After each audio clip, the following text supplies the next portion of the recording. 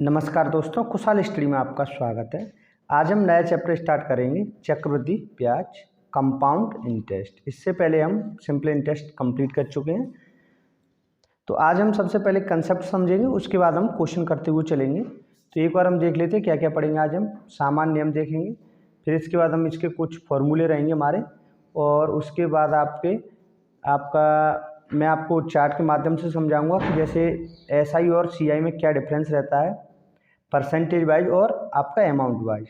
अगर आपका 10% है तो डिफरेंस क्या है, एसआई और सीआई में कितना कितना ब्याज लिया जाता है ये देखेंगे, और आपका 20% वाला चार्ट देखेंगे। उसके बाद हम क्वेश्चन करेंगे, आपके 5 क्वेश्चन है आपके आज के, उनको देखेंगे। तो स्टार्ट करते हैं हम क्वेश्चन नंबर। पहले हम थ्योरी समझते हैं।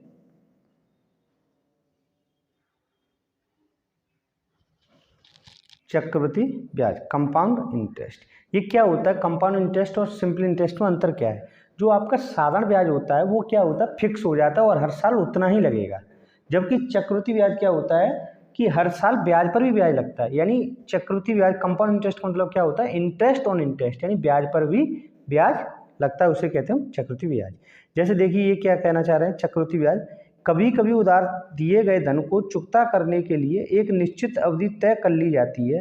यह अवधि प्राय वार्षिक होगी अथवा छमाही अथवा तिमाही होती है। इस अवधि की समाप्ति के बाद ब्याज को मूलधन में जोड़ने पर बना मिश्रधन अगली अवधि के लिए मूलधन बन जाता है। यानी जैसे आपने किसी से पैसा उधार लिया और आप उससे एक निश्चित अवधि तय कर लेते हो कि मैं इतने समय बाद आपको ब्याज दूंगा। चाहे तो आप वार्षिक कह सकते हो कि मैं आपको वार्षिक 1 साल बाद ब्याज दूंगा, या आप कह सकते हो कि मैं हर 6 महीने पर ब्याज दिया करूंगा, या हर तिमाही पर ब्याज दिया करूंगा। इस तरीके से आपका क्या होता है, एक अवधि होती है, इस पर ये दी जाती है। या फिर हम ये कह सकते हैं कि अगर जैसे आपने वार्षिक ब्याज पर लिया पैसा, तो 1 साल बाद जो भी आप ब्याज दोगे वो ब्याज आपका किस में जुड़ जाएगा, मूलधन में जुड़ जाएगा। यानी क्या बन जाएगा, मिश्रधन बन जाएगा।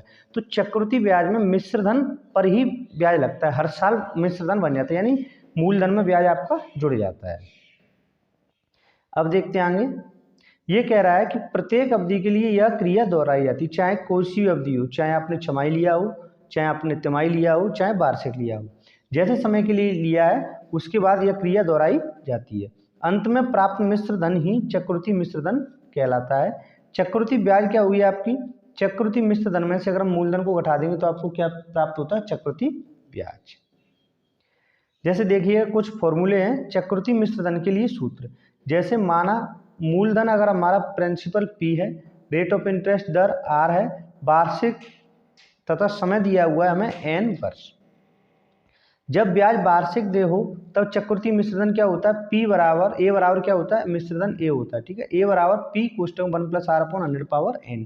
ये फॉर्मूला आप बचपन से पढ़ते हुए आ रहे होंगे, क्या, A बराबर P कोष्टक में 1 + R/100 पावर N।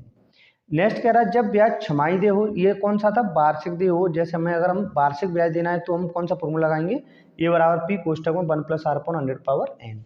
लेकिन अगर ब्याज हमारी छमाही दे हो तब हम कौन सा फॉर्मूला लगाएंगे, तो छमाही वाले दर अगर हमें दी जाती है तो उसमें हम क्या करते हैं, दर में हम 2 का भाग देते हैं, यानी R/2% हो जाता है। जबकि समय में हम 2 का मल्टीप्लाई कर देंगे 2N। ऐसे ही अगर हमें तिमाही दिया हो, तिमाही कितनी होती है साल में, 3 महीने की 4 तिमाही होती है, तो हम R में क्या करेंगे, 4/3 कर देंगे, और समय में क्या कर देंगे, 4 का मल्टीप्लाई कर देंगे। यानी दर में अगर छमाही है तो 2 का भाग देंगे, तिमाही है तो 4 का भाग देंगे, समय में 2 का गुणा करेंगे, या समय में फिर हम 4 का मल्टीप्लाई करेंगे। ठीक है, तो चक्रवृद्धि मिश्रधन क्या हो जाएगा छमाही वाले में, P कोष्टक में 1 + R/100 पावर N। सब कुछ वही रहेगा, केवल दर को हम आधा कर देंगे तो R/2 हो जाएगा, यहाँ पर भी आ जाएगा।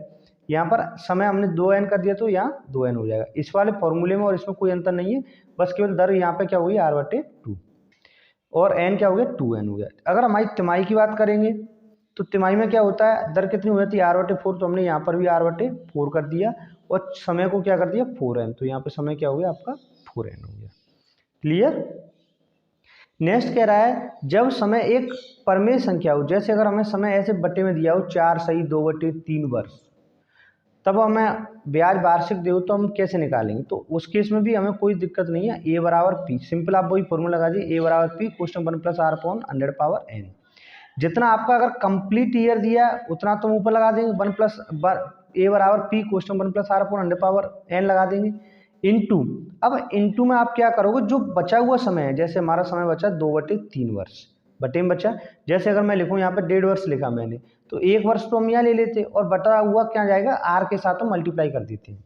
क्या करते हैं, जैसे यहाँ पर कितना है 4 सही 2/3, तो 4 वर्ष में तो यहाँ तक कोई दिक्कत नहीं थी, ए बराबर पी कोष्टक 1 + r/n हो गया, इंटू अब जो आपका समय बचा है, समय कितना बचा 2/3 वर्ष, इसका हम क्या करते हैं आर में मल्टीप्लाई कर देते हैं, क्या कर देते हैं आर में मल्टीप्लाई कर देंगे, तो क्या हो जाएगा 1 + 2/3r/100।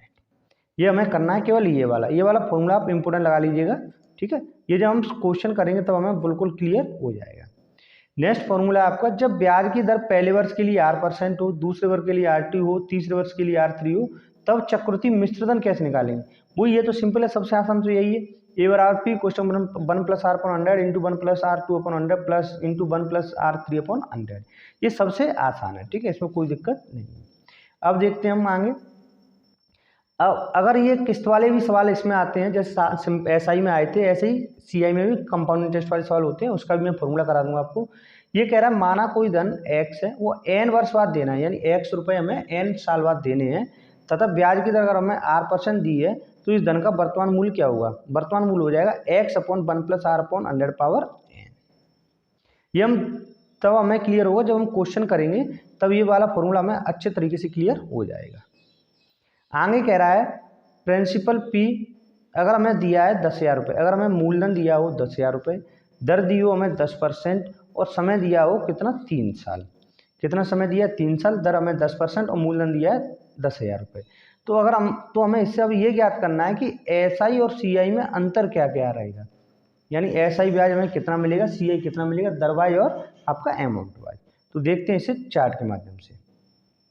जैसे मान के चलो हमारा मूलधन कितना था 10,000 रुपये, उस पर ब्याज 10% की दर से कितना हो गया 1,000 रुपये, यानी साधारण ब्याज पहले साल कितना मिलेगा 1,000 रुपये मिलेगा।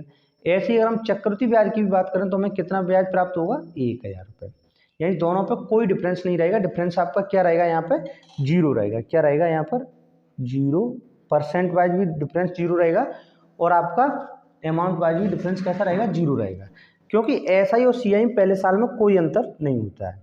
दूसरी साल में देखो SI वही 1,000 ही रहेगा, तीसरी साल भी SI 1,000 रहेगा, लेकिन CI क्या होगा, पहली साल तो 1,000 रुपये था, दूसरी साल के लिए इसके लिए मिश्रधन कितना हो गया, यानी मूलधन कितना बन गया 10,000 रुपये था वो, प्लस 1,000 रुपये ब्याज मिल गया, तो कितना हो गया 11,000। तो अब हम जो ब्याज हमें प्राप्त हुई वो कितने पर होगी 11,000 रुपये पर प्राप्त होगी, ठीक है। तो 11,000 रुपये ब्याज प्राप्त कितनी होगी, देखो 10,000 की तो 1,000 रुपये हुई, प्लस ब्याज पर भी 1,000 पर भी हमें 10% कितना प्राप्त होगा 100%, यानी 100 रुपये। तो आपको कितना रुपये ब्याज प्राप्त मिल जाएगा, हमें यहाँ पे मिल जाएगा 1,100 रुपये ब्याज मिल जाएगा। एक बार और देखिए, जैसे 10,000 रुपये था, 10% की दर से एक साल का ब्याज कितना हुआ 1,000, तो SI पर भी 1,000 और CI पर भी 1,000।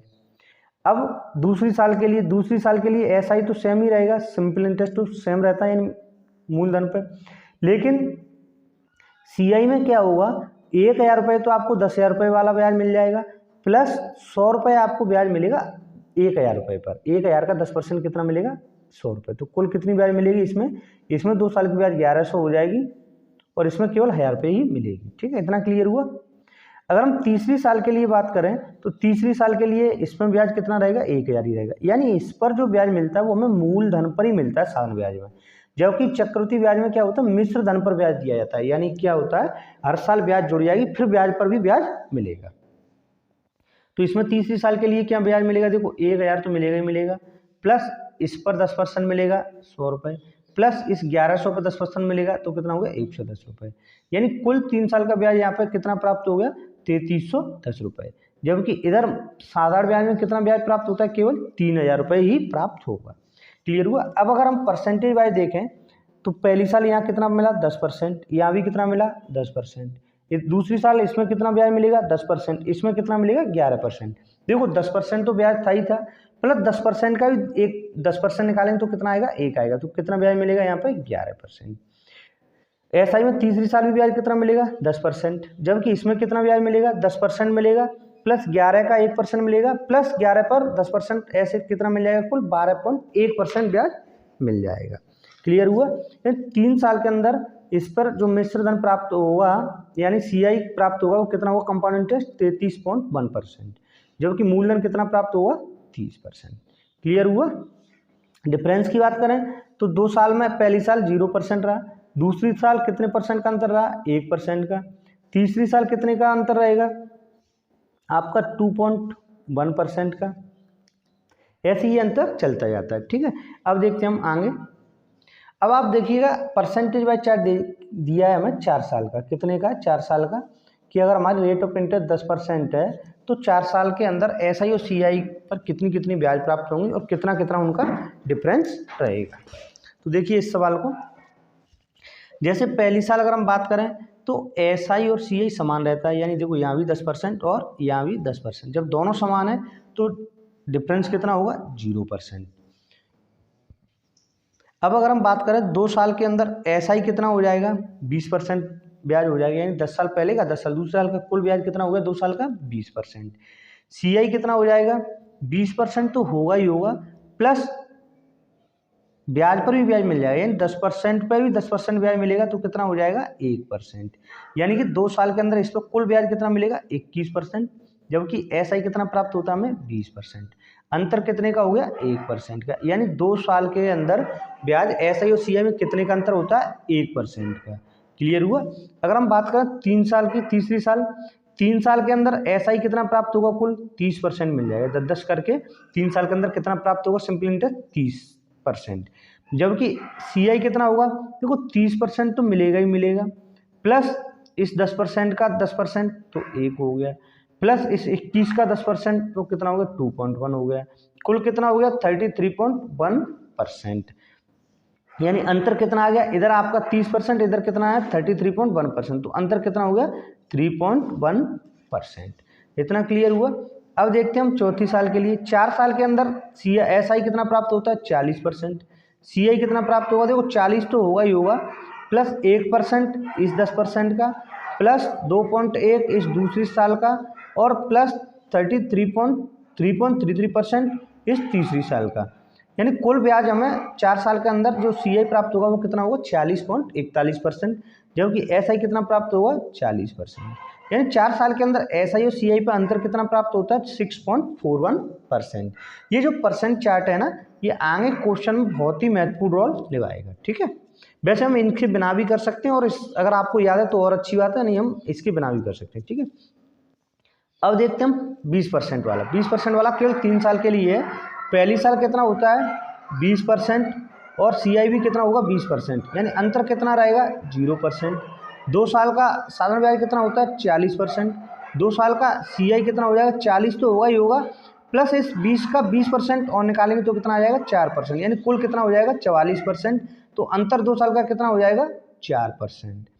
तीसरी साल के लिए आपका कितना होता है, 3 साल के लिए SI कितना हो जाएगा 60%, और 3 साल के लिए CI कितना हो जाएगा 60% तो होगा ही होगा, प्लस इस 20% का 20% 4%, प्लस इस 44 का 20% 8.8%, यानी कुल कितना ब्याज मिलेगा हमें 72.8%, यानी अंतर कितना हो जाएगा 12.8%, 3 साल का अंतर हो जाएगा। क्लियर हुआ। अब देखते हैं हम आगे क्वेश्चनों को समझते हैं कि 10,000 रुपये पर 20% की चक्रवृद्धि ब्याज की दर से 3 साल का ब्याज कितना होगा। तो निकालिएगा इसका आंसर कितना होगा। बहुत ही इजी क्वेश्चन है। तो देखो इसे हम कई तरीके से कर सकते हैं, हमें केवल सिंपल ब्याज निकालना है। जैसे आप एक तरीका, पहला मेथड ये देखिएगा, जैसे हमें दिया है 20% दर, अगर हमारी चक्रवृद्धि ब्याज की दर कितनी 20%, तो 20% का मान कितना होता है 1/5। इसका अर्थ क्या हुआ, अगर प्रिंसिपल और अमाउंट देखिए, प्रिंसिपल और अमाउंट यानी मूलधन और मिश्रधन, अगर हमारा मूलधन 5 रुपये है तो उस पर 1 रुपये ब्याज हो गया, तो अमाउंट कितना बन जाएगा आपका 6 रुपये। ऐसे ही अगर हमें कितने साल के लिए निकालना, 3 साल के लिए, तो हम 3 बार लिख लिया करेंगे, जैसे 5 5 और 5, इधर लिख लेंगे हम 6 6 और 6। ये कितना हो गया 55 25 पंजे 125, और ये कितना हो जाएगा 216। इसका अर्थ ये है कि अगर हमारा मूलधन 125 रुपये है तो ब्याज हमें कितना प्राप्त होता है 216 रुपये, यानी वो क्या बोलते हैं, अगर हमारा मूलधन 125 रुपये है तो अमाउंट कितना होगा 216 रुपये। अब हमें दिया क्या है कि 10,000 रुपये पर, तो 125 की वैल्यू कितनी दी हमें 10,000 रुपये, तो हम यहाँ से कितनी वैल्यू निकाल लेंगे, 216 की निकालेंगे। हमने मान लिया 216 की वैल्यू कितनी है, x है। तो x का मान यहाँ से कितना आ जाएगा, x बराबर आ जाएगा आपका 10,000 इंटू 216 अपॉन 125। इसे करेंगे तो 25 से 5 बार 125 और ये 25 से 4 बार 25 चौक 100, ये हो गया 400। फिर 5 से इसे काटेंगे तो 58 40 और 0। तो ये कितना आ जाएगा, x का मान कितना आ जाएगा 0 8 छिंग 72 की 8 छिंग 48 की 8 और आपका कितना आ गया 4 8 4 12 की 2 1 8 दूनी 16 और 1 17। कितना अमाउंट हो जाएगा 17,220 रुपये। अगर 10,000 रुपये की कोई राशि थी 20% की चक्रवृद्धि ब्याज दर से 3 साल के बाद अमाउंट कितना बन जाता है 17,220। अगर हमें ब्याज निकालनी है तो हम इसमें से क्या कर देंगे 10,000 रुपये माइनस कर देंगे, तो आपका CI कितना आ जाएगा 7,280 रुपये आ जाएगा। क्लियर हुआ। ये था हमारा एक मेथड। दूसरा मेथड आपका वही है जिससे आप जनरली करते हो, उसे हम कैसे करेंगे। जैसे आप दूसरा मेथड देखिएगा, अमाउंट ए बराबर क्या होता है आपका, अमाउंट ए बराबर P कोष्टक में 1 प्लस R अपॉन 100 पे पावर n। तो यहाँ से अमाउंट कितना आ जाएगा, P प्रिंसिपल कितना दिया हुआ मैं 10,000 into 1 plus R upon 100। R का मान कितना है 20%, तो 20 पंजे 100, तो यहाँ पे कितना आ जाएगा 6/5 इंटू क्या बार है 2 बार 3 बार है, तो हम कितनी बार लिखेंगे 6/5 इंटू 6/5 इंटू 6/5। तो हमें क्या प्राप्त होगा, यहाँ से ये अमाउंट मिलेगा। तो इसे हम सोल्व करेंगे तो ये कितना आ जाएगा 5 से 2 5 दूनी 10, फिर इस 5 से काटेंगे तो ये आपका जाएगा 4 बार 5 चौक 20 यानी 400। फिर इस हम 5 से काटेंगे तो ये कितनी बार जाएगा 8 बार जाएगा, और इन सब का मल्टीप्लाई करेंगे तो कितना आ जाएगा, अभी जो मैंने किया था 216 हो गया ना इनका, 6 6 इंटू 6 216 इंटू 80 था, तो कितना बताया था 17,280। तो कितना आ जाएगा यहाँ पे अमाउंट आ जाएगा 17,280। इसमें से हम प्रिंसिपल को उठा देंगे, कितना है आपका 10,000, तो हमें क्या प्राप्त होगा ब्याज प्राप्त होगा। ब्याज कितना हो जाएगा 7,280 रुपये। यानी कुल मिलाकर के आपको मल्टीप्लाई तो ये करना ही है, ठीक है। जैसे पहले मेथड ये अच्छा मेथड है ये वाला, अगर आपकी समझ में ये आ जाता है तो इससे काफ़ी अच्छे क्वेश्चन भी आसानी से हो जाएंगे, ठीक है। पहला मेथड हो गया। दूसरा मेथड आपको ये बता दिया। तीसरा मेथड आपका जनरली इस तरीके से कर सकते हैं, जैसे 3 साल का ब्याज चक्रवृद्धि ब्याज 20% की दर से कितना हो जाएगा, 20% की दर से 3 साल का चक्रवृद्धि ब्याज कितना हो जाएगा। मैंने अभी आपको चार्ट के माध्यम से समझाया था, ये देखो कितना बताया था 3 साल का चक्रवृद्धि ब्याज बताया था ना 72.8%। कितना था 72.8%। तो हमें चक्रवृद्धि ब्याज हमें कितना मिलेगा 72.8%। तो हमें CI निकालना है, तो हम क्या करेंगे सिंपल 10,000 का 72.8% निकाल देंगे। तो 72.8% निकालेंगे अपॉन 100, तो ये 2 जीरो इससे ये कट गए और एक ये दशमलव हटा के ये जीरो कट जाएगा। तो ऐसे बराबर कितना आ जाएगा 7,280 रुपये आ जाएगा। आपको जो भी मेथड अच्छा लगे उससे आप कर लीजिएगा, ठीक है। नेक्स्ट क्वेश्चन देखते हैं। नेक्स्ट क्वेश्चन कह रहा है आपका 3,000 रुपये का 20% वार्षिक चक्रवृद्धि ब्याज की दर से 2 साल का चक्रवृद्धि मिश्रधन ज्ञात करो। अब यहाँ पे क्या पूछा, मिश्रधन पूछा, ब्याज नहीं पूछ रहा, ठीक है। तो देखो इसे कैसे करेंगे, यहाँ पर सिंपल वही लगा दो, अमाउंट ए बराबर P कोष्टक में 1 प्लस R अपॉन 100 पे पावर n। ए का मान हमें निकालना है, P हमें कितना दिया हुआ है 3,000 रुपये, इंटू R का मान कितना 20, तो 20 से 5 हो जाएगा 20 पंजे 100, 5 1 5 1 6/5, कितना हो जाएगा 6/5 इंटू 6/5। ये हमने 2 बार क्यों लिखा है, क्योंकि n का मान 2 है, ठीक है। 5 और 5 25, 25 से काटेंगे तो 25 से 25 25 दूनी 50 और 0 कितना हो गया 120। अब इसका मल्टीप्लाई कर लेंगे तो 120 इंटू 36 कितना आएगा आपका 120 इंटू 36 करेंगे तो इसे आप 1 जीरो यहाँ से बढ़ा लीजिएगा, 12 5 60 5 72 की 2 कितना आ गया 7, 12 24 36, 36 और 7 कितना हो जाएगा आपका 36, 36 और 4 40 और 3 43, कितना आ जाएगा 4,320 रुपये आ जाएगा। तो हमारा जो अमाउंट होगा वो कितना आएगा 4,320, जो कि ब्याज कितनी होगी आपकी 1,320 रुपये हो जाएगी। क्लियर हुआ। एक तरीका और है इसे दूसरा तरीका करने का, जो मैंने अभी आपको बताया था वही कि 20% का मान कितना होता है 1/5। अगर हमारा प्रिंसिपल 5 है तो अमाउंट कितना हो जाएगा 6। 2 साल का निकालना है तो 5 × 5, इधर 6 × 6, तो ये कितना हो जाएगा 25 और ये कितना हो जाएगा 36। इसका अर्थ ये हुआ 25 की वैल्यू कितनी दी हुई है हमें 3000 रुपये, तो हम 36 की वैल्यू यहाँ से निकाल लेंगे तो कितनी आएगी 4320 ही आएगी। क्लियर हुआ। नेक्स्ट क्वेश्चन देखते हैं, क्वेश्चन नंबर 3। क्वेश्चन नंबर 3 ये भी अच्छा क्वेश्चन है। क्वेश्चन नंबर 3 कह रहा है कि 20,000 रुपये पर 10% की चक्रवृद्धि ब्याज की दर से 2 साल का ब्याज कितना होगा। ब्याज निकालना है तो देखो 10% की दर से, एक तरीका तो यही है 10% की दर को हम कितना लिख सकते हैं 1/10। इसका अर्थ ये हुआ कि अगर आपका प्रिंसिपल और अमाउंट निकालें, अगर प्रिंसिपल आपका 10 है तो अमाउंट कितना हो जाता है 11 है। 2 साल का है तो 10 × 10 और ये 11 है, ये कितना हो जाएगा आपका 100 हो जाएगा और ये कितना हो जाएगा 121, कितना हो जाएगा 121। यहाँ से हम सिंपल, हमें पता है कि 20,000 रुपये है वो कितने की वैल्यू है, वो है आपकी 100 की वैल्यू। हमें कितने की निकालनी है 121 की।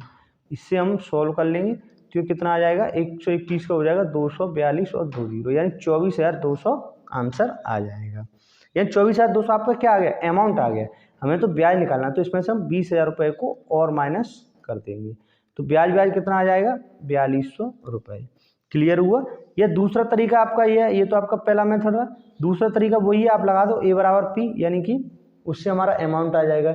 या फिर आप डायरेक्ट निकालना चाहते हो तो ऐसा करो, जैसे 10% की 2 बार ब्याज है, 10% + 10%, तो 2 साल के अंदर हमें कितनी ब्याज प्राप्त हुआ 21%।